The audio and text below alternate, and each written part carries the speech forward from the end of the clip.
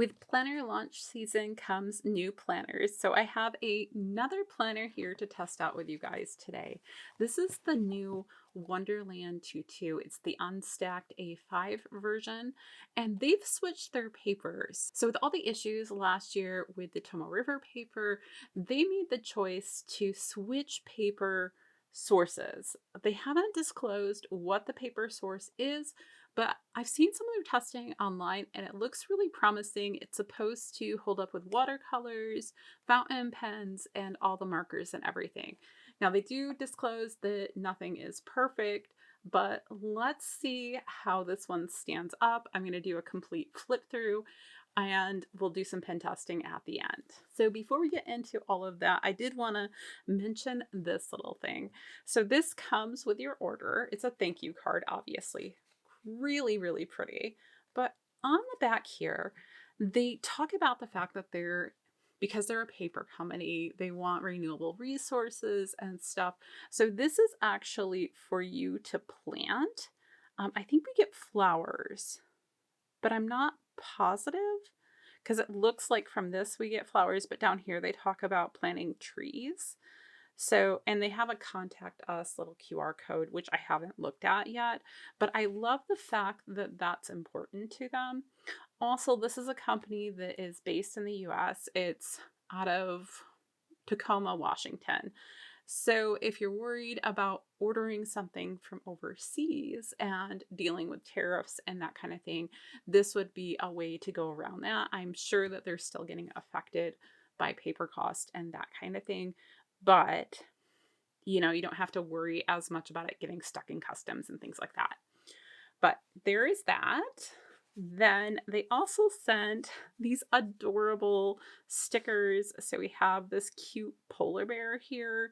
And if you look close, you can actually see that there is a calendar underneath. It says December, and there is 2024 up there, but you have Monday, Tuesday, Wednesday there really faded. I just really like this one.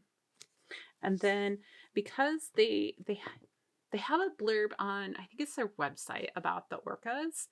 And I know that's a really big thing for a lot of people up in Washington. So we have an orca sticker here. They have a tab on their website that says activism. It is under construction, but my guess is that the trees and something to do with orcas is going to end up there. So it's really nice to see an environmentally conscious company. And I don't know, these are just really pretty. And you have like the northern lights up here. So, so cute. So we get those. Put all of those to one side. There we go. I did also order these. So these are index tabs. They were about $2.25. So not horribly expensive. And I wanted to check them out because they have like a fabric look to them. There's a couple of different colorways. I can't remember what this one was. If it says here, I don't see where it says. But it's more of like a fabric tab opposed to like a paper tab. And I thought that would be interesting to look into. And I liked the variation here. And I was hoping it would go really well with the planner if I decide to use this one for 2026, which I think I'm going to, but maybe not as my main planner. I haven't decided yet though. So we have those. They do have 2 sets of all the months where you have I think it's 2 sets. No, wait. Hold on. Oh, it lines up for their planners. So it starts in December and then goes through December to January, but you have the month on one side of the tab and the number of the month on the other side. And then we have some larger tabs that say monthly, weekly, daily, and freely. That's cute. So we have those. The other thing before we get into the 2026 planner, I do want to take note of this as well. This is an A5 notebook. The color of this one was something dusk. So it's a nice purple and it is just a blank planner. You do have a timeline on the one side. It is numbered pages. And this is actually their, oh gosh, hold on, 20 22 edition. So this is the original Tomoe River paper. They still had a little bit of stock in this. So when I ordered, I went ahead and ordered one of these because I want something to be my ink journal for this next year, and I wanted something larger. So I'm considering this. It gives me the opportunity to have a key at the front, which I think would be useful, and an index. And if I wanted to, it is divided. So we do have a kind of hidden line, I guess, right here about midway through on the top. And then you also have another one here because the other lines are dotted and those are your solid lines. And then we have, 1 through 24 here, every other line here. You have a spot for the date at the top. And I don't know, I think it could be a fun way to use as a journal. You also get the 2 little ribbons here for bookmarkers. Don't always use those because I forget about them. But this is a really nice notebook, and it has, hold on, 189 pages in it. So really nice from that perspective. The one complaint I have is it doesn't lay open. I think it has a different type of binding, well, similar to what I get from some of my Japanese planners like the Hobonichi, or they're US based, the Sterling Ink planners, where they have a lay flat no matter where you are. It does lay somewhat flat. It's just you need to push a little bit more, I think, because it is a different binding. That's my guess anyhow. So there's the notebook, and now let's take a flip through the 2026 planner. Like I said, they have a couple of different orientations. The unstacked, which is going to be very similar to Hobonichi Cousin or my Sterling Ink. I think that was new last year.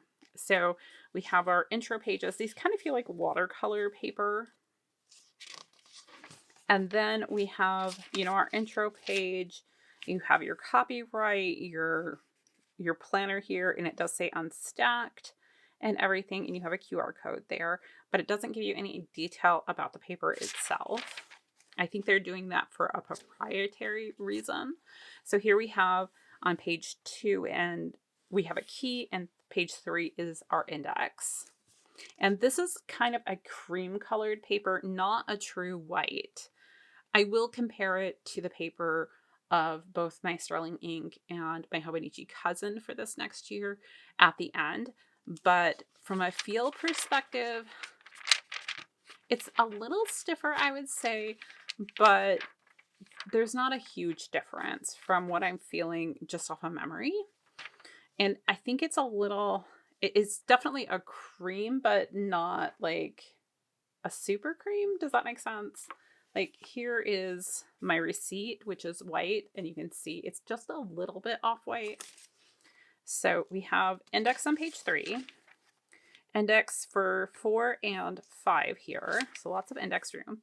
Then you have your 4-year calendar, it says. So we have 2025, 2026, 2027, and 2028.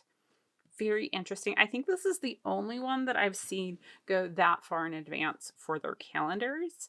I'm interested to know, do you guys use a calendar that far out, or is that kind of wasted space for you guys? I generally don't use it out that far. I think I might use the next year a little bit, but that's about the extent of it for me. But I know everybody's planning style is a little bit different.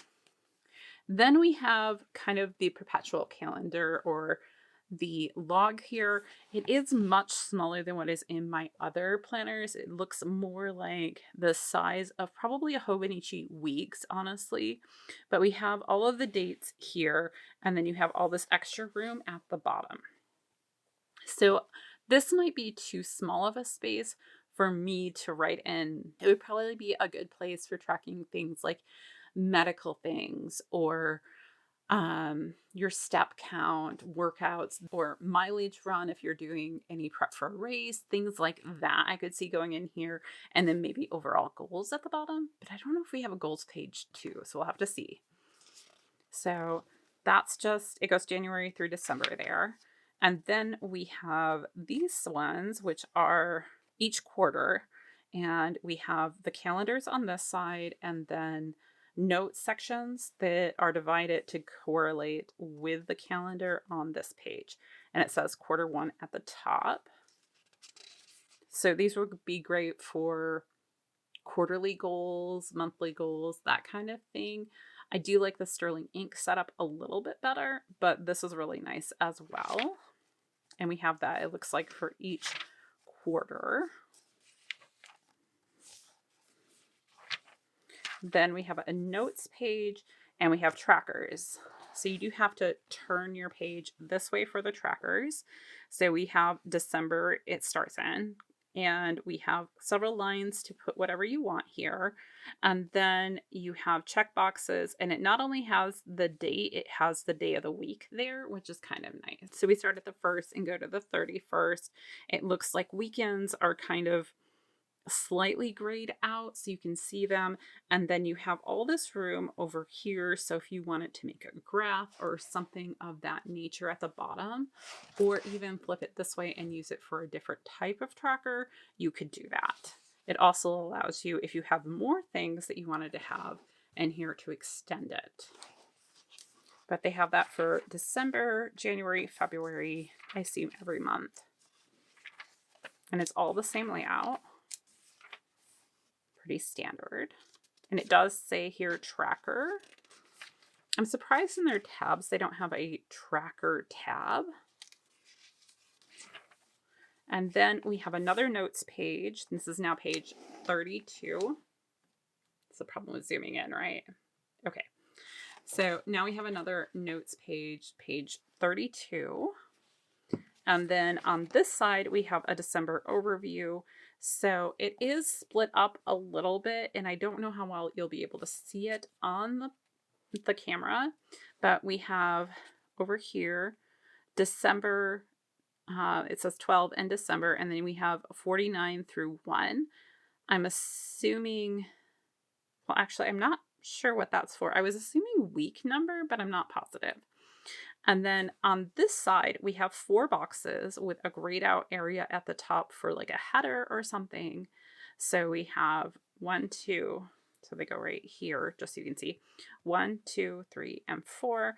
And then we have this area, which is also subtly divided with that kind of hidden line thing. So we do have header space that goes across the whole thing here, but there is a divider line here if you wanted to use it.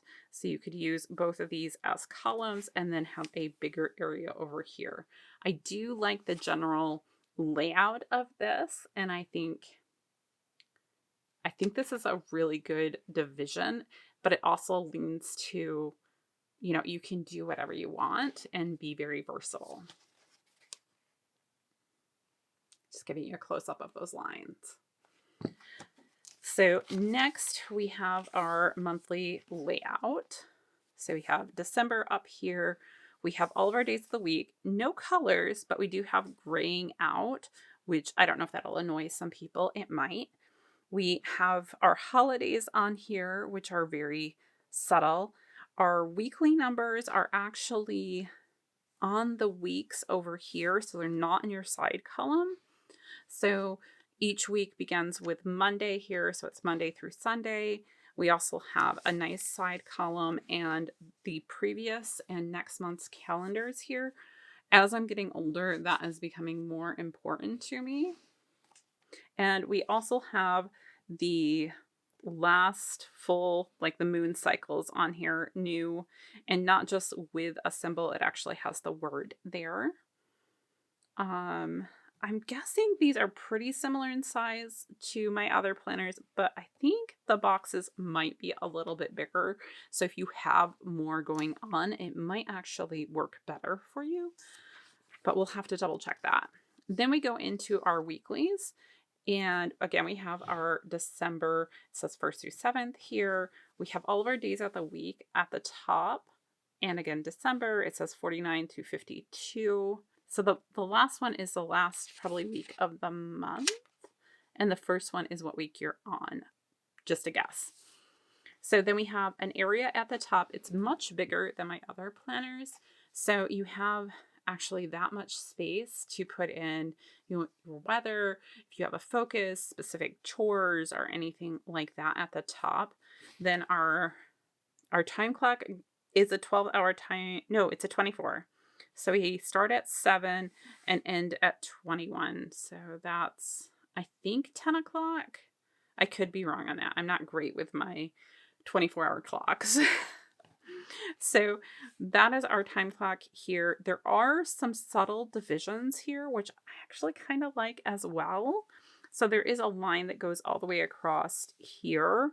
It's, again, one of those hidden lines that's really subtle.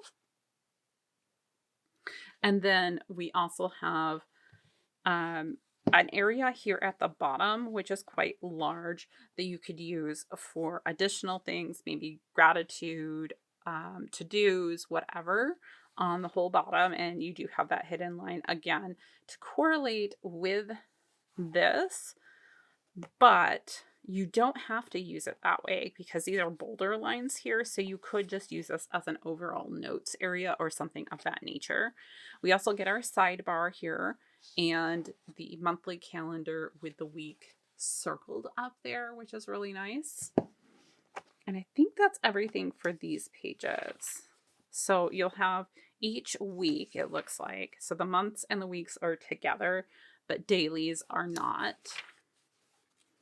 So we have everything there. Then we go December review here.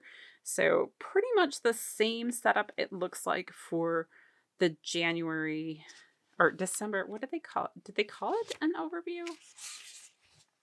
Oh, they did. Okay. So we have December review and January overview, and they're just kind of mirror images of each other. So you have your boxes on this side, all 4 on there. And then you have your 2 columns here and the big box down here. And same for this side, just we have January overview at the top. And I assume this will just continue on for all of our monthlies. So rather than going through all of them, although, hold on, I do want to point one thing out because I just saw it. So for holidays, it looks like we will get them printed very very small at the top. And we also have, if there's a moon phase that correlates, that'll also be up here. So you have that. So you don't have to worry about flipping back to find those if that's important to you. I know that might be a thing if you're not in the US and everything, like having these holidays, because they may not match up, but they look like they would be very easy to white out. So anyhow, let's go to the end of the year.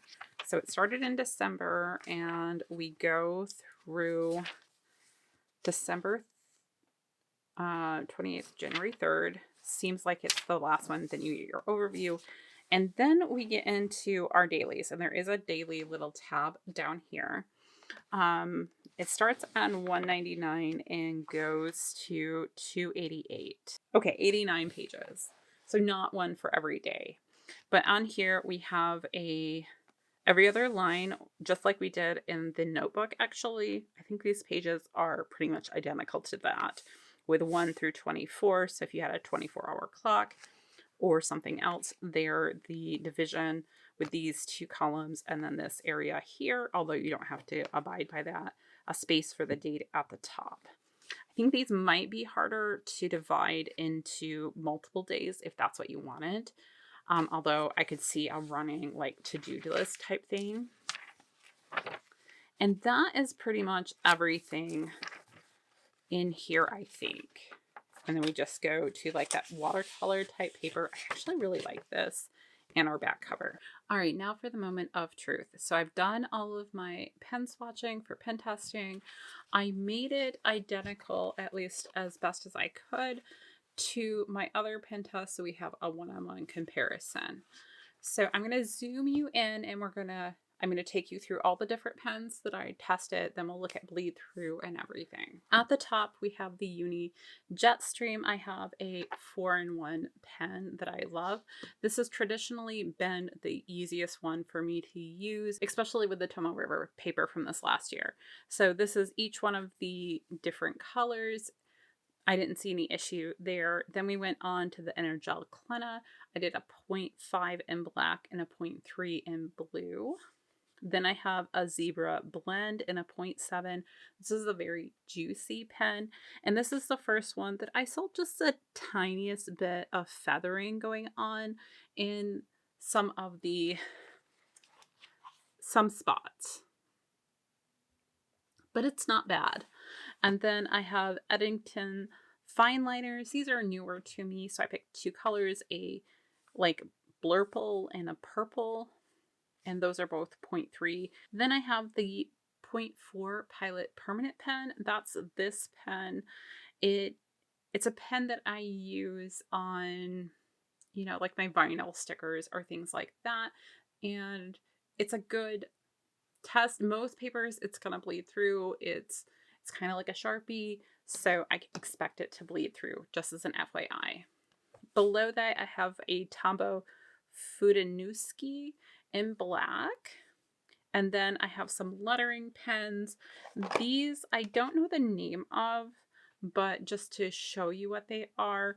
And I use the 0.1 and the medium brush in this one. I think the other one I might have used a small brush, but it's the same ink.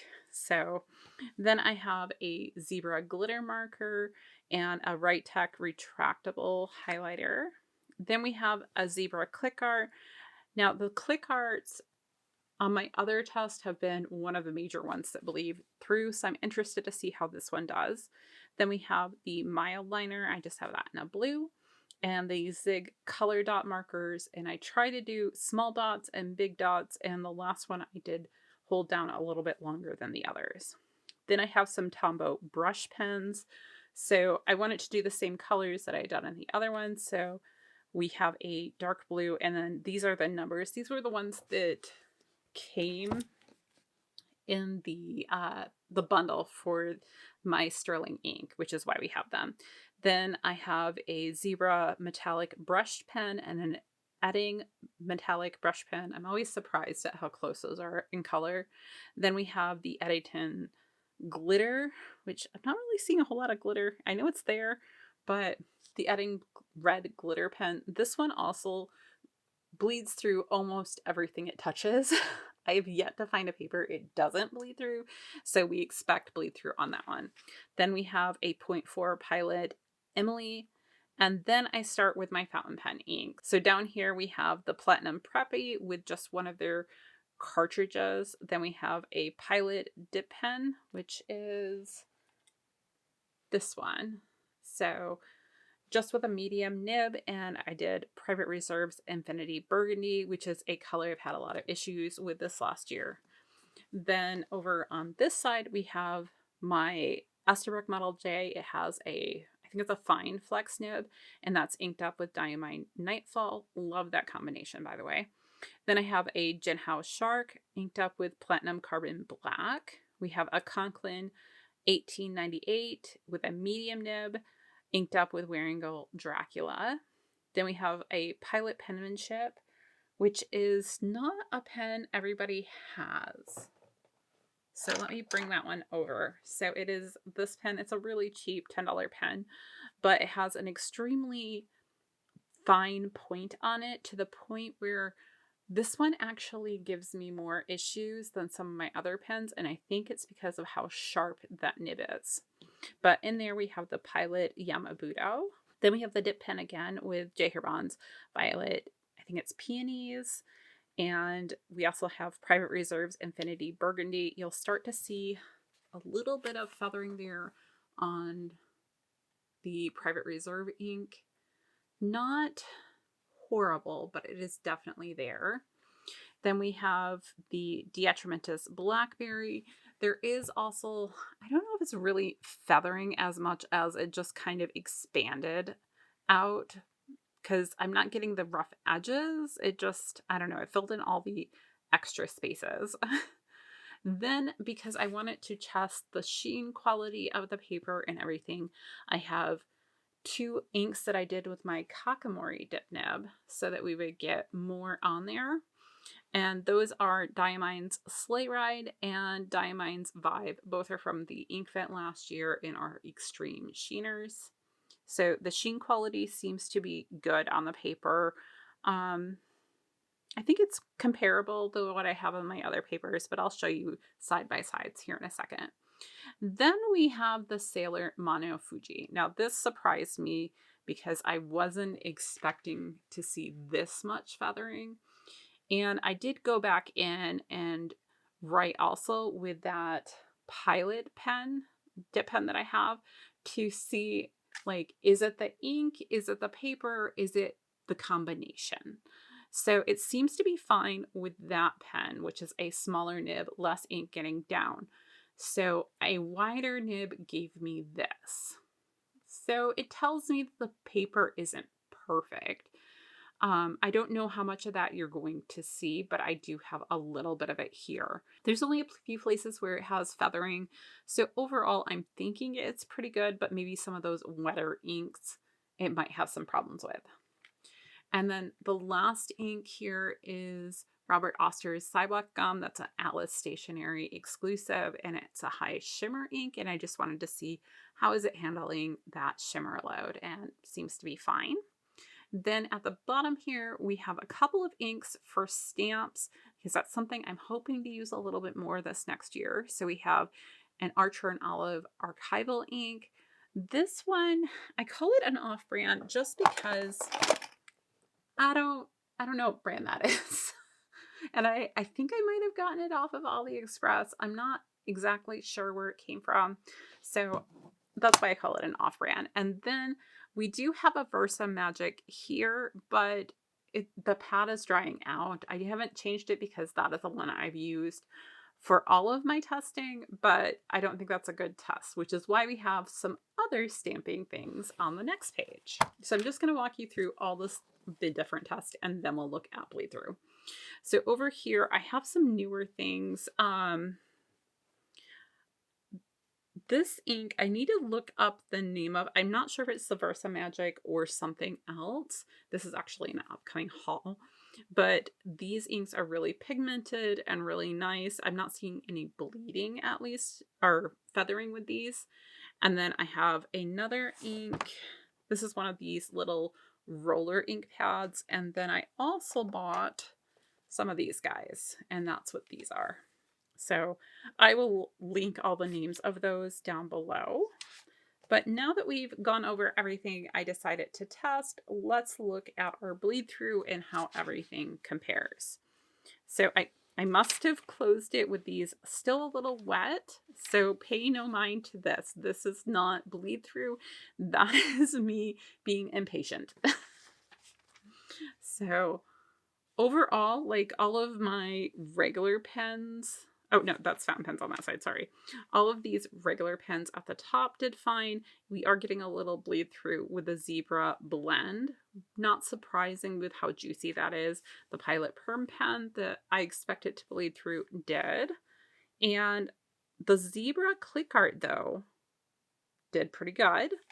And the only other one over here that bled through is that Glitter Eddington that I said I haven't found a paper it doesn't bleed through. So we have that one there. On the fountain pen side, we have no bleed through. So that is very promising. We do have ghosting, but ghosting is very different. And like I said, that's from the stamps on the other side. And our stamps at the bottom, I'm not seeing bleed through either, which is also really promising. And then on this side, so we have a little bit of bleed through with these stamps because they are so pigmented. And these are, I think, stamps that you can color, and I'm also seeing those bleed through a little bit. So maybe not these stamps or pigmented inks. I'll show you what they look like. So these do look like this. And like I said, I'll put the name of them in here. I can't remember if they were Versa Magic or something else, but I really love the colors. So that's how the Wonderland performed. In comparison, underneath here, this is my Sterling ink, which does have the Tomoe River paper in it for this next year.